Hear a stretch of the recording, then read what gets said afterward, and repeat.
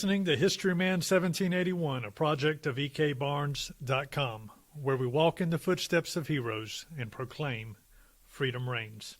On today's podcast, we have Zach Lemhouse, the York County, South Carolina historian and director of the Southern Revolutionary War Institute for the Cultural and Heritage Museums of York County. Welcome, Zach. Thank you. It's a pleasure to be with you. Zach, we've talked a little bit about York County and how it played a role in the Revolutionary War, especially in terms of producing militia under the auspices of General Sumter. But York County has much more of a role in the Revolutionary War than even that broad stroke. I'd love to hear your insights of how York County played a role in the Revolution. Sure. So let's start out with just doing a brief overview of what York County was like. And I'm going to go from the kind of the founding of York County up through the Revolution. Earlier on, prior to Europeans even coming to this area, we of course had Native American tribes like the Cherokee and the Catawba that inhabited much of present-day York County. They typically built their villages near the county's many rivers. So what rivers run through York County? Of course, we've got the Catawba River. These rivers were great because they provided excellent modes of transportation, plus they were very good at crop irrigation. It was a very effective way to irrigate the crops for these Native American tribes. On the western side of York County, we have Broad River too. Is that correct? Mm-hmm. So it's almost like we are sandwiched between the Broad and the Catawba rivers. Right. Yes, sir. So you had were the Cherokee down this far? Not as prevalent as the Catawba would have been. Okay. Right. The Cherokee typically remained in the Blue Ridge. We are typically we're in the Piedmont, is where we are now, of course. But typically you saw Cherokee in the Blue Ridge. Now you would have some Cherokee that would cross into what we consider today as the Piedmont. Of course, back then when these Native American tribes were in this general area, these boundaries that we see on a map, Blue Ridge, Piedmont, Sandhills, intercoastal, outer coastal, coastal, these land regions, this is more of a modern concept. Of course, these Native Americans didn't have this concept of now I'm in the Blue Ridge and now I'm in the Piedmont. So typically you would see Catawba, but you would see some Cherokee as well in the Piedmont. Like I said, these rivers that they built their homes on, great for transportation, great for crop irrigation. Typically, there were a lot of differences with these different Native American tribes, but if you wanted to focus on a similarity, typically they all grew similar crops. They called them the Three Sisters. You had corn, pole beans, and squash, which made up the primary diet of these early Native American tribes in what is now York County. They constructed palisades to protect their villages, but most importantly, they created trails that would connect these villages to one another. And when Europeans begin to arrive in York County in the late 1740s, early 1750s, they will commandeer these Indian trails, these Native American trails, and they will turn them into wagon roads for transportation. I think the best example of this is the Occoneechee Trail, which is the southernmost leg of what we refer to as the Great Wagon Road that extended south from Philadelphia, Pennsylvania. So talked to some historians in Camden, South Carolina, and Highway 521 runs right through Camden, came right through there, and that was that portion of the Great Wagon Road. Sure. It actually went up through the Waxhaws and that sort, and it came through York County. Is that what you're saying? Absolutely, it's part of that trail, all part of the same system. I see.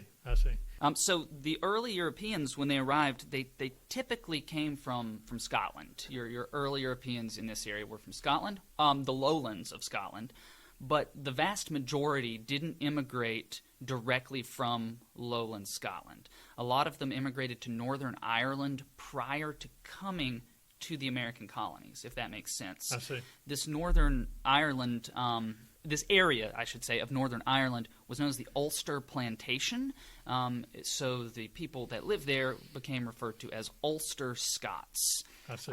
These Ulster Scots, when they started to immigrate to the Americas, they began to self-identify as Scots-Irish. And this is where we get this term Scots-Irish or Scotch-Irish.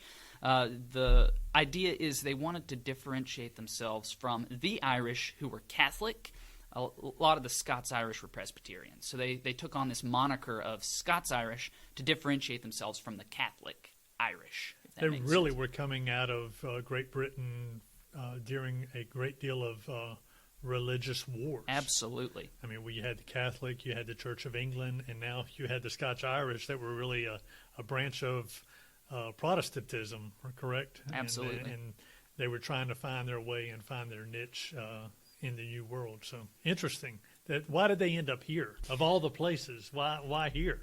Well, typically, and like I said, they would immigrate into different major ports in the early 13 colonies, but typically we saw a lot of them come into Philadelphia, Pennsylvania. And then from there, they would travel south down one of these Indian roads, Native American roads that were reappropriated, right, for European travel. Right. And like I mentioned earlier, it became known as the Great Wagon Road. So they would travel south, these Ulster Scots and Lowland Scots. They'd travel south, and then they would branch off in different areas. So it's not that they just traveled in one congregation and all ended up in York County. They would branch off in Virginia and North Carolina and then South Carolina. And they would branch off when they found a spot that suited them. These different families would branch off and start a home. So, and this is, we will be talking a lot about the Bratton family, since being part of the Culture and Heritage Museums, if you're not aware, the Culture and Heritage Museums, which I work for, is a museum family of 4 different museums, one of which is historic Brattonsville. So a lot of my work here with the Culture and Heritage Museums is understanding the Bratton family. And the Bratton family, their ancestors can be traced back to these Ulster Scots that traveled south down the Pennsylvania Wagon Road and came into York County. So some of the other names in York County that settled around that time are what we had, the McClures? Sure, you have the Neals, the McClures, the Lacys, a lot of different families that have a very similar backstory to where they immigrated in and they came south down this wagon road and broke off. For example, the Lacys, they spent a lot of their time in Pennsylvania. Mm-hmm. They just stayed there. And then Edward Lacey, who's going to be a major player here in York County, he's a commander of a militia in Chester. He's going to be at the Battle of Williamson's Plantation, which we'll discuss in another podcast. And he spent his young life in Pennsylvania. And then when the French and Indian War broke out, he's going to leave, and he's going to join up with General Edward Braddock and Braddock's failed expedition in Western Virginia. With Washington. Sure, yeah. Lacey, and Daniel Morgan. Absolutely. Okay, so just to get a better understanding of York County. York County is situated in the foothills between the Catawba River and the Broad River. And it is part of what today we call the upcountry or the back country of South Carolina. When South Carolina was a colony, and if you look at it on a map, the back country is physically the largest part of South Carolina. The low country and the back country have a lot of differences that are very important. The low country is where you tend to see your elite. This is, of course, where a lot of Europeans, when they came over, arrived first. I'm talking early South Carolina settlements when we were still kind of starting out. They, of course, hit the coast first because they were coming over from England. And this is where your elite tend to be. This is your wealthy plantation owners. In the back country, you tend to have your poorer subsistence farmers. Right. As a result, you have a large African-American population in the low country and a much smaller African-American population in the back country for the simple reason that the economy of the low country needed African-American slaves to operate. The economy of the back country was, for a long time, just subsistence farmers who were only growing enough crops for their families to survive. So typically you didn't need a large number of slaves to operate in that kind of economy. Another big problem, though, with the upcountry or the back country, I'm going to use those terms interchangeably. Sure. By the time of the American Revolution, it was referred generally as the back country. That's what people tended to refer to this portion of South Carolina. So the back country of South Carolina had a certain degree of lawlessness. Your sheriff, your courts, they were all, at least prior to 1769, they were all in the low country. And to combat this lawlessness, vigilante groups were formed. One in particular was called the Regulators. And these Regulators acted as judge, jury, and executioner. They took the law into their own hands. But they were operating unchecked. So, it started out where they were taking care of cattle rustlers or thieves, and then it gradually. Now, my understanding is the thieves were using the Great Wagon Road as well, Sure. to steal from the back country, and then take that cattle and take those horses up to Pennsylvania and sell them up there under the guise that everything was legit, but it really wasn't. They were stealing them from the backcountry settlers here. Absolutely, and prior to the regulator movement, there really was no one to stop them. Right. So the regulators did curb crime, but it would gradually progress to not just taking care of cattle rustlers and thieves, but they might start settling disputes with their neighbors, and it got out of control. So to provide a check and balance for these regulators, another group was formed called the Moderators. So from 1767 to 1768, we have a civil war that is occurring in South Carolina's backcountry, a regulator-moderator conflict. And this conflict is going to end in 1769 when the Circuit Court Act is passed. The Circuit Court Act of 1769 is going to divide South Carolina into different legal districts, and at the center of every legal district, you're going to have a court and a sheriff to kind of take care of any kind of lawlessness that might be there. So it rendered the regulators unnecessary at this point. Let me ask you this. The clannish makeup of the Scotch-Irish, did that not just kind of fester even after that point? I mean, passing a law saying the regulators are null and void.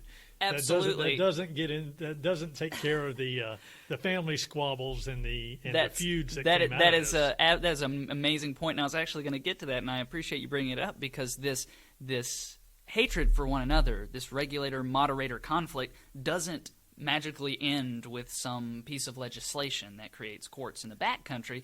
It's going to carry over, and it actually carries over into the American Revolution. Right. Generally speaking, not all the time, but generally speaking, your regulators tend to be your patriots during the American Revolution, and your moderators tend to side with England, and they're your loyalists. So this idea that there was, like we spoke earlier before we started recording, there's this misconception that there really wasn't anything going on in South Carolina, especially the backcountry of South Carolina, until the fall of Charleston in 1780. And that is a misconception. It's very far from the truth, especially when you keep in mind that factions in South Carolina had been fighting way before the American Revolution even started, and a lot of this animosity for one another carried over from this regulator-moderator conflict into the American Revolution. And you've got a wonderful facility here. Thank you. Your museum here, do you have records of the regulators and moderators coming out of York County? Sure, yes. So we are recording, for the people at home, in the Southern Revolutionary War Institute. And I am the director of the Southern Revolutionary War Institute. It is housed at the McKelvey Center campus, which is here in York. It is one of the 4 sites in the family of museums that I referenced earlier. We, of course, have Historic Brattonsville. We have the Main Street Children's Museum in Rock Hill. We have the Natural History Museum in Rock Hill. And then we have the McKelvey Center campus. And we are sitting right now in the Southern Revolutionary War Institute, which is a scholarly research library dedicated to the study of the Southern campaigns of the American Revolution. But just because we focus on the Southern campaigns of the American Revolution doesn't mean we don't go back earlier than that. Sure. Because, as I mentioned, the regulator-moderator conflict is very important when discussing the American Revolution. So, yeah, we have documents and books on not only the regulator-moderator conflict in South Carolina, but also the regulator movement in North Carolina, which is a lot different than the regulator movement in South Carolina. So we have an abundance of resources here for anyone interested in these topics. So you said generally the regulators and the moderators kind of fell in line in the Revolution with the Loyalists and the Patriots. Generally, yes, sir. So you're referencing your research on those documents that you have here and matching them up. Is that how you come to that conclusion?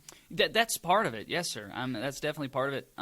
And I would be remiss not to mention that my predecessor, who Michael Scoggins, has done amazing research on this. This institute was founded under his leadership, and he has done amazing research in this as well. And I see on the table you have a copy of his book, The Day It Rained Militia, which I would recommend anyone read. I get a lot of this research he has done, and so I'm very lucky in that fact that I get to go back and build on a firm foundation that he's already built for me. Sure. If that makes sense. So I'd recommend anyone read that book. It's a great book. So 1768, 69, we're talking 7 years, Sure. 8 years prior to the Revolution. Where did we go from there? Okay, so after the formation of the Circuit Court Act, these circuit courts in 1769, we have something occur in 1772, right prior to the Revolution, Okay. called the New Acquisition, and that's important to understand. See, prior to June of 1772, the boundary west of the Catawba River between North and South Carolina was in dispute. Both North Carolina and South Carolina were claiming this area. In fact, land grants were being given from North Carolina and South Carolina for this disputed area, and a lot of times those land grants overlapped, and that was a big issue. So in June of 1772, there was a push to create a firm boundary between North and South Carolina. Okay. Thomas Neal Sr., who at the time was in Tryon County. Tryon County at the time also included modern-day York County. So Thomas Neal Sr., of course, his sons will be present at the Battle of Huck's Defeat, which so we Tryon, North Carolina, the county Absolutely. of North Carolina is actually west of here, northwest of here. Right. So Tryon County, North Carolina, included prior to June of 1772, included what we consider modern-day York County. Did it include Mecklenburg as well? Mm-hmm. Because York County has changed quite a bit, what we call it. When William Bratton, who is going to move to Brattonsville in 1766, he's going to make his home there. He's going to be involved in the Battle of Williamson's Plantation, which we'll talk about in another podcast. When he moved to what we call York County today, the deed actually says he's in Mecklenburg County. Really? Absolutely. Because at the time, modern-day, present-day York County was considered Mecklenburg County. This was all prior to the new acquisition. Remember, the new acquisition is going to take place in June of 1772, and William Bratton's going to be here in 1766. So the new acquisition has not occurred yet. So there's still a dispute over who actually owns this land. So York County has been part of Tryon County. It's been part of Mecklenburg County. Prior to this new acquisition. I see. So in June of 1772, Thomas Neal Sr., he will have two sons. He'll have Thomas Neal Jr. and he'll have Andrew Neal that are going to be fighting at the Battle of Huck's Defeat. They're both present. Thomas Neal Sr. is going to push to make a firm boundary between North and South Carolina. And when this boundary is drawn and made official, a lot of what North Carolina had considered to be land that belonged to them was ceded to South Carolina, and this includes modern-day York County. So in South Carolina, from the South Carolina perspective, this is a new acquisition of land. We are getting land that once was believed to be part of North Carolina. It is now officially part of South Carolina. That's why we call this district the New Acquisition District. So when we discuss the formation of electoral districts, it's called the New Acquisition District because that's the new territory now. That's where York County is. I see. Then prior to 1775, there's really no interest in giving backcountry citizens any kind of representation in the General Assembly, in the government of South Carolina. That's for several reasons, of course. Backcountry citizens were seen as unintelligent, which typically they did tend to be uneducated compared to your low country elite, which were educated. But not only that, there was a concern about the issue of slavery, believe it or not, because like I mentioned earlier, your low country elites, they were your plantation owners. They needed slavery in order for their economy to operate the way it was operating. Your upcountry or backcountry people typically didn't need slaves. One, they couldn't afford them. They were poor. Right. But even if they could afford them, their economy in the backcountry didn't really need slaves to operate. If they are subsistence farmers, then they typically don't need a lot of slaves in order to do that. So there was a concern among low country elite that if too much representation, too much power were given to upcountry citizens, that they might use this power to not necessarily abolish or outlaw slavery, but possibly limit it, because there was a concern that they, in the upcountry, just didn't see slavery as a necessity, which they didn't. Well, so how did the upcountry citizens force their hand? Because I just don't see someone in power giving it up for They didn't.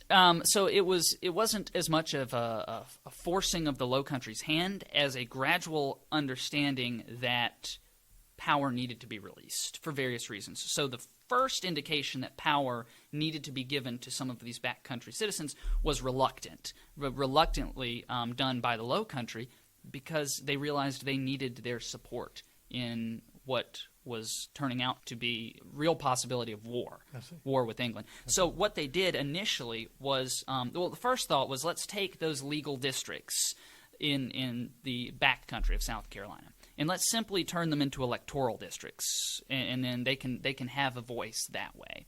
Low country elite, they were opposed to this idea because the legal districts in the back country were fairly large. So what they decided to do was subdivide those legal districts into smaller electoral districts. So the legal district that York County was part of was called the Camden Legal District. That's the district that present-day York County was part of after the Circuit Court Act of 1769. So all the courts would be in Camden. York was lumped up with the Camden Legal District, if that makes sense. York County, modern-day York County. And I can show you a map. Unfortunately, that won't help your listeners. But this Camden Legal District, where modern-day York County was part of, was much too large for low country elite. They were concerned that this would give too much power to people in the back country. So what they decided to do was subdivide these legal districts into electoral districts. So Camden District was subdivided into 3 smaller electoral districts. The New Acquisition District, which is where modern-day York County is located, in the New Acquisition District. Then you had the district between the Broad and Catawba Rivers, and the district eastward of the Wateree River. They weren't very creative with naming some of these districts, as you can see, because these were literally the names of these districts. The district between the Broad and Catawba River, the district eastward of the Wateree River, and, of course, the New Acquisition District, which present-day York County is part of. And with these new electoral districts, it was required by the governor of South Carolina that these electoral districts raise militias. So this is where you see a lot of the militias that are going to be involved in the American Revolution. So, for example, you would have a New Acquisition militia for the New Acquisition District. This New Acquisition militia from present-day York County was involved in a lot of battles early on in the American Revolution. So, like I said earlier, this misconception that York County citizens were just kind of sitting on their hands until the fall of Charleston in 1780, and then they got involved. That's a misconception. You have them involved in the Battle of Reedy River, also known as the Battle of the Great Cane Brake, on December 22nd, 1775. We talked earlier, it's also referred to as the snow campaigns because it was so close to Christmas it snowed.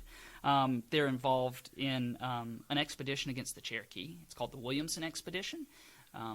They're involved in expeditions in Georgia, and they're involved in the Battle at Stono Ferry on June 20th, 1779. So the New Acquisition Militia is very active prior to the fall of Charleston, but it's important to note that not a lot of engagements occurred in York County prior to the fall of Charleston. But the militia from York County was very involved. From a militia standpoint, I mean, they would have to muster. Where would the muster grounds be? That's a great question. You tend to see the mustering occurring at the center of each these electoral districts, right? Because remember, the electoral districts were the districts that were being used to count the votes, right, for representation. But it was also required that these districts raise these militias. I see. So they would muster in each of their electoral districts. And it is important for me to go back and mention that some electoral districts were still so large that they had multiple militia units.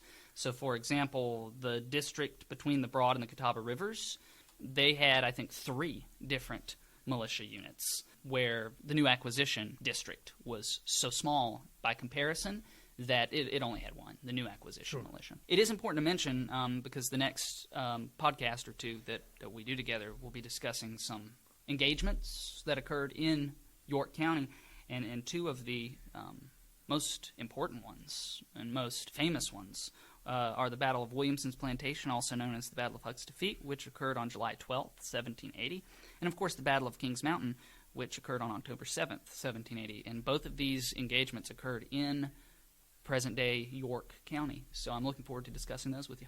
I am too. The history coming out of York County is just fantastic, and it's something that you and I have spoke about. We both grew up with in York County, and it's interesting as you look at the history of the United States.